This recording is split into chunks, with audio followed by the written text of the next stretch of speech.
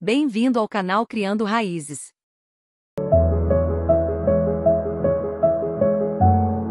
História da arqueologia bíblica. Dizer exatamente quando começou a arqueologia bíblica não é tarefa fácil. Na verdade, desde os primeiros séculos da era cristã já havia pessoas que se aventuravam na arte de tirar da terra tesouros relacionados à história da Bíblia Sagrada. Seus métodos, porém, eram bastante questionáveis. Não possuíam uma técnica formal e o fervor eclesiástico os fazia ver coisas que nem existiam. Helena, a mãe do imperador Constantino, foi uma dessas pioneiras, se é que podemos considerá-la assim. Ansiosa por viver na fantasia a própria fé que abraçara, ela partiu com 78 anos para a Palestina, a fim de redescobrir os lugares por onde Jesus passou. Mas os relatos de sua viagem estão repletos de lendas e episódios que conferem pouca ou nenhuma credibilidade a seus pretensos achados. Não se sabe ao certo qual sua real participação na identificação de certas passagens bíblicas, mas o fato é que algumas igrejas foram construídas sob sua ordem para demarcar, por exemplo, o local do nascimento de Cristo em Belém e o de sua agonia no Monte das Oliveiras. Os textos de Eusébio de Cesareia, historiador oficial de Constantino, contam parte desse empreendimento de escavações. Foi, aliás, com base em suas narrativas que surgiu posteriormente uma tradição medieval que ligava a descoberta dos lugares santos à presença de Helena em Jerusalém.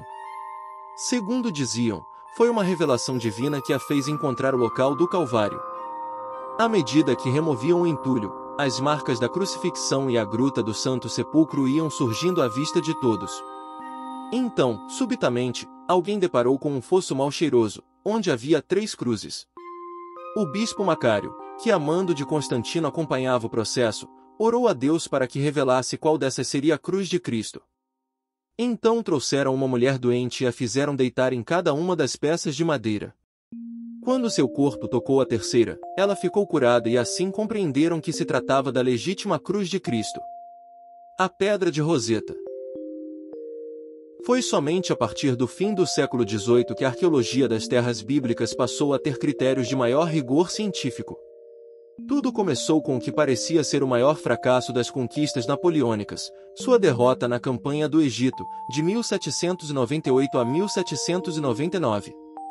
Com o intuito de interceptar a rota comercial da Inglaterra com o Oriente, Índia, Napoleão planejava invadir o Egito e fazer dali uma colônia francesa de onde pudesse atacar os ingleses. Embora não fosse bem-sucedido em seus planos, ele levou de volta a Paris uma grande coleção de peças antigas que seus homens haviam encontrado, e isso provocou uma efervescência acadêmica em torno do Antigo Egito. É que em meio ao exército francês havia um verdadeiro batalhão de 175 cientistas e historiadores que tinham a incumbência de mapear e descrever o território egípcio, tanto para fins acadêmicos quanto militares. Suas anotações e desenhos foram compilados e se transformaram numa enciclopédia de 24 volumes, intitulada Descrição do Egito, de 1809 a 1813. Essa obra serviu de mola propulsora para toda a arqueologia moderna, inclusive a egiptologia. Em meio ao vasto tesouro de antiguidades que os soldados de Napoleão desenterraram, estava uma placa de basalto trilingue com inscrições em hieróglifo, 14 linhas restantes, demótico, 32 linhas, e grego, 52 linhas. O estranho objeto foi encontrado por um oficial francês na cidade de Rachid, Roseta, que fica a oeste do delta do Nilo, e entregue posteriormente ao exército inglês como espólio de guerra. Em virtude disso, o famoso artefato, que ficaria conhecido como Pedra de Roseta, foi transferido para a Inglaterra e hoje pode ser visitado no Museu Britânico, em Londres. O irônico, porém, é que acabou sendo um francês, Jean-François Champollion, o responsável pela interpretação e tradução do achado. Partindo do grego, que já era conhecido e facilmente traduzível, Champollion entendeu que se tratava da mesma inscrição em 3 idiomas, e assim, criou a chave que permitiu decifrar a antiga língua dos egípcios, hieroglífica e demótica. Moisés certamente aprendeu a falar em egípcio e a escrever em hieróglifos, uma vez que, segundo Êxodo 7:22, ele foi educado em toda a ciência dos egípcios e era poderoso em palavras e obras. Tal fluência, é claro, foi perdida depois dos 40 anos que passou no deserto de Midian, pois, segundo as Escrituras, Moisés se achava pesado de língua e precisou usar seu irmão como intérprete perante Faraó. O hieróglifo, que aparece no topo da pedra, era a mais antiga forma de escrever em egípcio, utilizada antes mesmo da primeira dinastia. Então veio o demótico, uma forma mais simples de escrever, popularizada por volta do ano 700 a.C. Depois disso, ambos os sistemas de escrita caíram em desuso e seu significado ficou completamente perdido até os dias de Champollion. Graças, porém, ao trabalho desse filólogo, percebeu-se que o texto era um decreto dos sacerdotes de Mênfis conferindo honras divinas a Ptolomeu V, Epifânio, 195 a.C. Isso aconteceu pouco tempo depois que o Egito havia perdido o controle das terras da Palestina. Para os que se interessavam por histórias bíblicas como o Êxodo e a peregrinação dos hebreus rumo à Terra Prometida, tal descoberta significava a chave de acesso a um passado remoto que, graças às escavações arqueológicas, poderia se tornar bastante próximo e compreensível aos que viviam cronologicamente distantes daqueles fantásticos acontecimentos. Assim, o achado da Pedra de Roseta pode ser considerado o marco histórico da moderna arqueologia bíblica. Despertamento religioso. A descoberta feita pelos oficiais de Napoleão ocorreu num clima de bastante entusiasmo em relação ao estudo das escrituras cristãs. Com a prisão e desterro do Papa Pio VI, ocorrida justamente em 1798, eruditos de toda a Europa sentiram-se livres para pesquisar e pregar as doutrinas bíblicas sem o risco de serem perseguidos como hereges pelo Santo Ofício.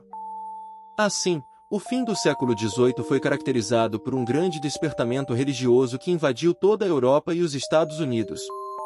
As igrejas protestantes, sentindo-se compelidas à atividade missionária, fundaram escolas e sociedades bíblicas para sustentar as missões e distribuir exemplares da Bíblia em todo o mundo. O ceticismo, embora ardorosamente defendido desde o advento das correntes iluministas, ainda enfrentava o questionamento de outros intelectuais que, mesmo reconhecendo os exageros da eclesiologia medieval, continuavam crendo em um Deus criador e na fidedignidade histórica das escrituras sagradas. Galileu, Copérnico, Leibniz e Cuvier são apenas alguns dentre os vários acadêmicos que se declaravam cristãos fervorosos, a despeito das críticas racionalistas de seu tempo. Um fato curioso, que ilustra o clima daquela época, aconteceu com Voltaire, um deísta que, embora não se proclamasse ateu, era anticristão e crítico absoluto da historicidade bíblica. Inimigo intelectual de Isaac Newton e Blaise Pascal, que haviam defendido a fé cristã, ele chegou a definir a Bíblia como uma crença ultrapassada, que desapareceria em menos de um século. Por ironia da história, 25 anos depois de sua morte, ocorrida em 1791, sua casa foi comprada pela Sociedade Bíblica de Genebra e transformada num depósito de Bíblias.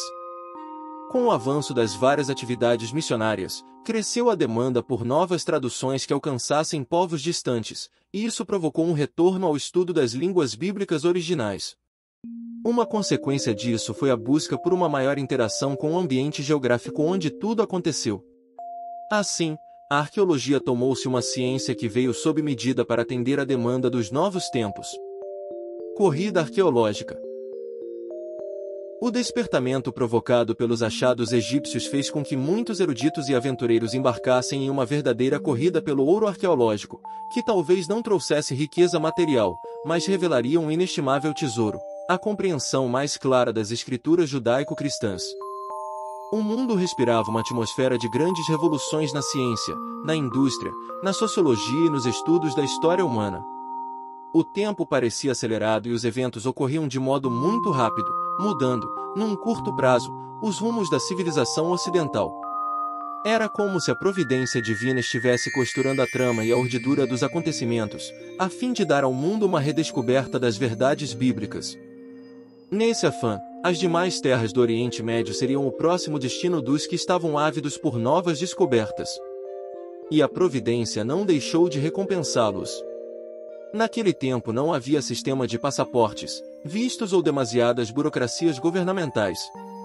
O Oriente vivia em relativa paz e se revelava praticamente um deserto, sem grandes metrópoles ou edifícios que oferecessem obstáculo físico às escavações.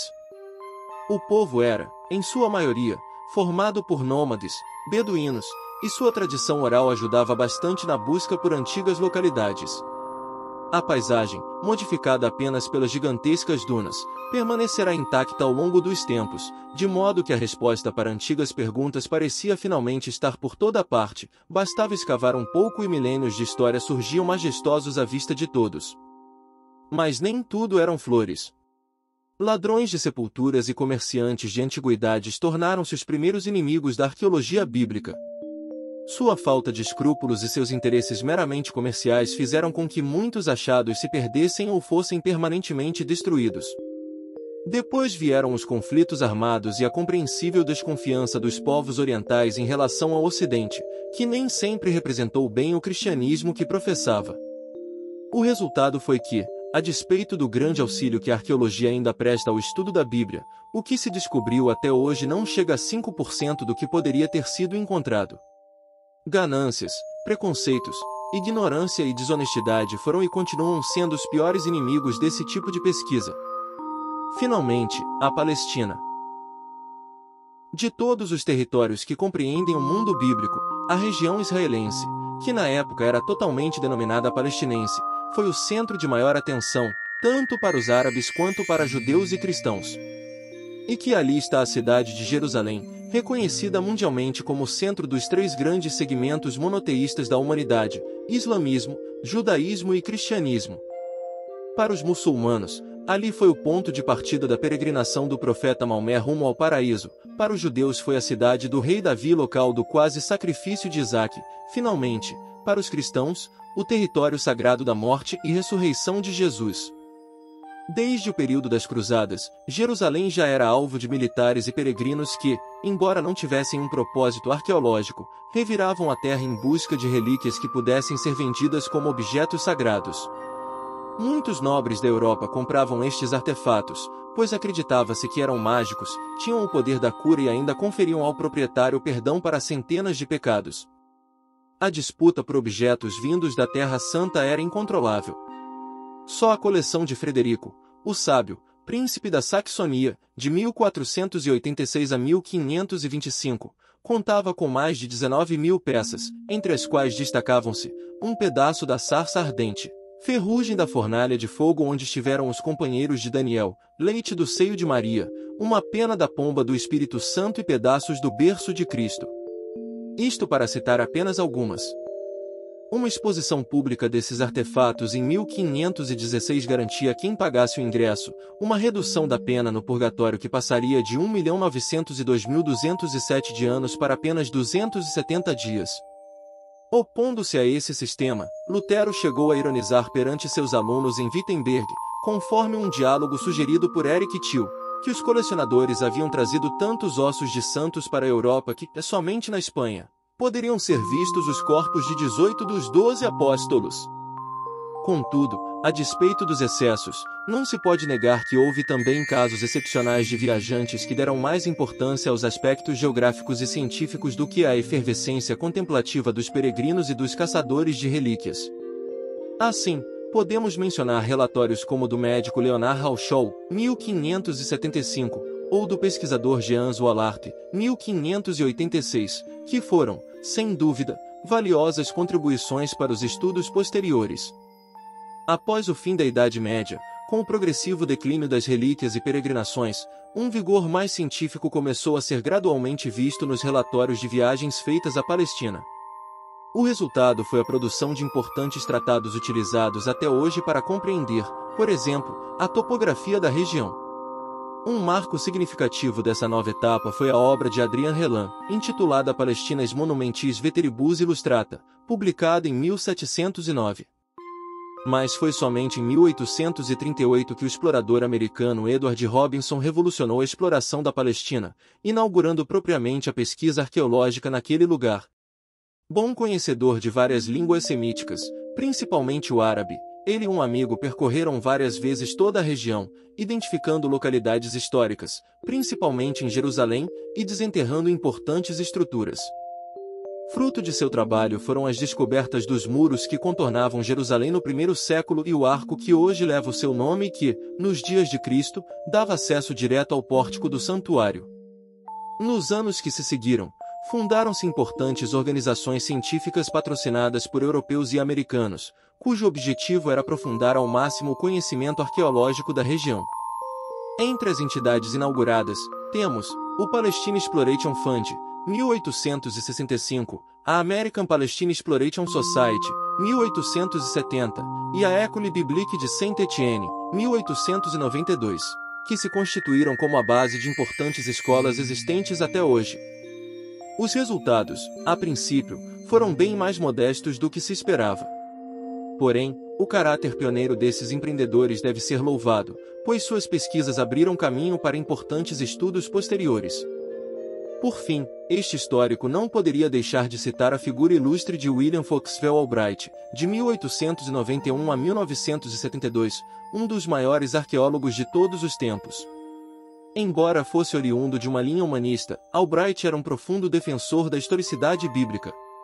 Ele se tornou o fundador de uma importante escola de historiografia e patrono dos orientalistas modernos.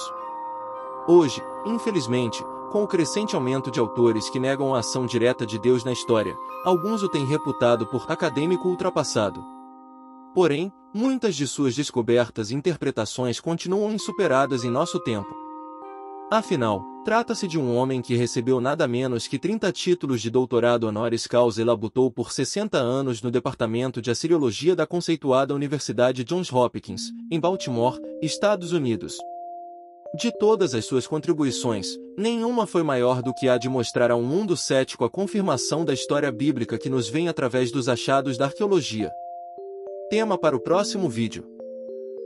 Podemos ainda crer na Bíblia? Se você gostou, deixe seu like, comente, compartilhe e inscreva-se no canal.